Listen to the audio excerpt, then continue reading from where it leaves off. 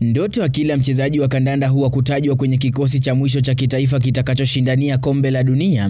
Mwaka mmoja kabla ya mashindano hayo, vijana wengi hupambana kama wapishi wenye tamaa ya kujaza sinia, huku macho yao yakijawa na hamu ya kucheza katika jukwaa hilo lenye uwezo wa kuwafungulia hizo njia.